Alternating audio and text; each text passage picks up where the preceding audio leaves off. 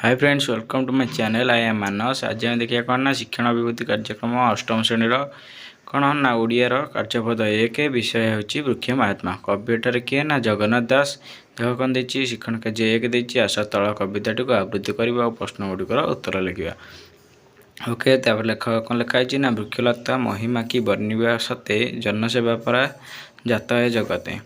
प्रत्यक्ष अबा सहाय होगले पुण पक्षी कराबले पूरी उठे वृक्ष जान। विभिन्न विहंग मानक दिई आसरा निरापदे बसा बांधी रहती जे परा। ओके, तापर आउ कौन लिखाई देख तापर कौन लिखाई ना निधाक समय अति उष्णतार काले सुशीतल छाया देखी बसंती सकले। फल पुष्प बकल जे पत्र दारुचेर औषध जाल जीविका हंती प्राणी कर। जी जहाँ आशा करे वृक्ष जे दिई पर उपकार सदा जीवन हारई। वृक्ष बिना समीर बढ़े प्रदूषण विशुद्ध वायु बिना जीवन हुए अकारण। वृक्ष भली सूजन जे आमे तो होइबा निजे बंची अन्य वृक्ष लगाइबा। ओके, तापर देख क्वेश्चन कौन देछि कटू देखा। देख कौन देछि करे ना कह देछि वृक्षलता माने केउं सेवाई जन्म होइथिबा कथा कवितार कहुई। आंसर हम कौन ना आंसर हम वृक्षलता माने मनुष्य मानकर सेवाई जन्म होगा कथा कवितार कहुई। ख देछि कौन ना सकाळ और संध्या समय वृक्षर कौन सब घटी थाए। यार आंसर कौन हम ना आंसर हम सकाळ और संध्या समय पक्षी मानकर कलरबर वृक्ष पूरी उठे। तापर ग देछि कौन ना वृक्षर पक्षी माने काहींकी बसा बांधी रही थांदी। कहीं ना आंसर हम कौन ना वृक्ष पक्षी मानक पई निरापद जगह होइथिबारु सेमाने सेठारे बसा बांधी रही थांती। घ देछि कौन ना ग्रीष्म ऋतु लोक मैंने कहीं वृक्ष तले बसी थांती। आंसर हम वृक्षर छाया सुशीतल होइथिबारु ग्रीष्म ऋतु लोक मैंने ग्रीष्म तापर रक्षा पाइबा पई वृक्ष तले बसी थांती। देखो तापर कौन देछि देखिबा। देखो कौन देछि ना वृक्ष हमको कौन सब प्रदान करते। कौन कौन दे था वृक्ष हमको। आंसर हो कौन ना वृक्ष हमको फल फूल अम्लजान जाळेनी बा काठ पत्र और बकल आदि प्रदान करें। ओके, तब चर कौन देछि ना वायु बिना जीवन कहीं अकारण बोली कवितार कहुई। आंसर हम वायु आम अम्लजान ग्रहण कर जीवन धारण करते। वायु नथिले कौन जीव बंची पार ना, तेणु वायु बिना जीवन अकारण बोली कहुई। ओके, तब देख छ कौन देछि ना वृक्ष को सृजन सह तुलना कर तात्पर्य कौन। आंसर हम वृक्ष को सृजन सहित तुलना कर तात्पर्य है जे से आमको फूल फल पत्र और अम्लजान भली आवश्यक जिनिस प्रदान करए।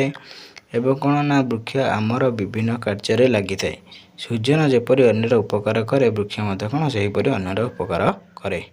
ओके, तब देख दुई शिक्षण कार्य 2 कौन देछि ना तले लिखित शब्द गुड़िकर गद्य रूप लिख। फास्ट देछि कौन ना आसरा एटा हम कौन आसरा। तापर हंती हंतीर कौन हम ना हुअंती। जात्रार कौन हम जात्रार हम जात्रा। ओके, तब देख शिक्षण कार्य 3 कौन देछि। देख शिक्षण कार्य 3 कौन देछि ना आस तल शब्द गुड़िकर समान अर्थ बुझाउता आउ गोटे शब्द बंधनी मध्य खोजी शून्यस्थान पूरण करवा। बंधनी भर कौन देछि ना पवन ग्रीष्म सकाळ रात्रि और संध्या इत्यादि देछि। ताले प्रत्युषर अर्थ कौन ना प्रत्युषर अर्थ सकाळ। साय अर्थर कौन सायर अर्थ हो कौन संध्या। समीर अर्थ हो पवन। निधागर अर्थ हो कौन ना निधागर अर्थ हो ग्रीष्म। ओके, तब देख शिक्षण कार्य 4 कौन देछि ना आस मन पकईबा उत्तर लिखिए। मन पकई उत्तर लिखा। कह देछि कौन ना वर्णबोध किए रचना करते। आंसर अच्छी कौन ना आंसर हो मधुसूदन राव। ओके, तब देख ख कौन देछि। ख देछि ध्वनिर प्रतीक कौन कह जाए ना आंसर हम शब्द। ध्वनिर प्रतीक कौन कह जाए ना शब्द। तापर ग देछि भाषार शुद्धता जानवे नियम गुड़ी कौन कह जाए आंसर हम व्याकरण। ग देछि कौन ना सरल ओडिया व्याकरण किए रचना करते। आंसर हम कौन आंसर हम फकीर मोहन सेनापति। तार व देछि कौन ना भरत मुनि कौन रचना करते। आंसर हम कौन ना नाट्यशास्त्र। तो च देछि कौन ना चर देछि एमान मध्यरु किए पंचसख्या नुहंती। आंसर हम कौन आंसर हम राधानाथ। ओके, यदि आप चैनल को सब्सक्राइब करना, जदि चैनल नुआ तो चैनल को सब्सक्राइब कर दिया। बेल आइकन ऑल सिलेक्ट कर। आ जदि मो टेलीग्राम जॉइन है टेलीग्राम लिंक डिस्क्रिप्शन में देदेवी। टेलीग्राम चैनल जॉइन हो जहाँफल कि तुम यही सब वीडियो कौन पाइपर। ओके, तब देख कौन शिक्षण कार्य 5 कौन देछि।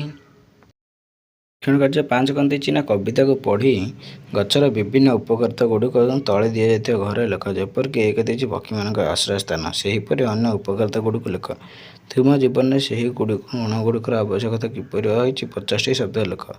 2ରେ କ'ଣ ଲେଖିବା? 2ରେ ଲେଖିବା ଶୀତଳ ଛାୟା ପ୍ରଦାନ, 3 ଲେଖିବା ଫଳ ଫୁଲ ପ୍ରଦାନ, 4 ଲେଖିବା ଜାଳେଣୀ ପାଇଁ କ'ଣ କାଠ, 5 ଲେଖିବା କ'ଣ ନା 5 ଲେଖିବା ଅମ୍ଳଜାନ ପାଇଁ ବିଶୁଦ୍ଧ ବାୟୁ ପ୍ରଦାନ, 6 ଲେଖିବା କ'ଣ ବାୟୁ ପ୍ରଦୂଷଣ ରୋକିବା। ଓକେ, ତାପରେ ଏଇଟା କ'ଣ ଦେଇଛି ନା ଜୀବନରେ ଗୁଣ ଗୁଡ଼ିକର ଆବଶ୍ୟକତା। ଏଇଟାକୁ ଦେଖ ମୁଁ ଲେଖୁଛି। କ'ଣ ଲେଖିବା ଗୁଣ ଗୁଡ଼ିକ ନା ବୃକ୍ଷ ଖରାରେ ଆସୁଥିବା ବାଟୋଇକି ଛାୟା ପ୍ରଦାନ କରେ। ଏହା ଆମକୁ ଶିକ୍ଷା ଦିଏ ଯେ ନିରାଶ୍ରୟ ଲୋକକୁ କିପରି ଆଶ୍ରୟ ଦେବା।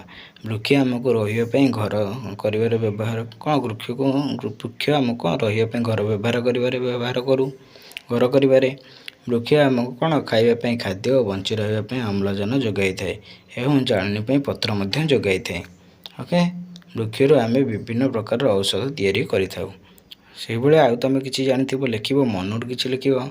ଯଦି କ'ଣ ଯଦି ଭିଡ଼ିଓଟି ଭଲ ଲାଗିଥିବ ଭିଡ଼ିଓକୁ ଲାଇକ୍ କର, ସେୟାର କର, କମେଣ୍ଟ କର। ପୁଣି କହୁଛି ଯଦି କ'ଣ ଚ୍ୟାନେଲ୍ ସବସ୍କ୍ରାଇବ୍ କରିନ ଚ୍ୟାନେଲ୍ ସବସ୍କ୍ରାଇବ୍ କର, ଯାହାଫଳରେ କ'ଣ ତୁମ ପାଖକୁ ସବୁ ଭିଡ଼ିଓର କ'ଣ ନୋଟିଫିକେସନ୍ ପାଇପାରିବ। Okay, bye.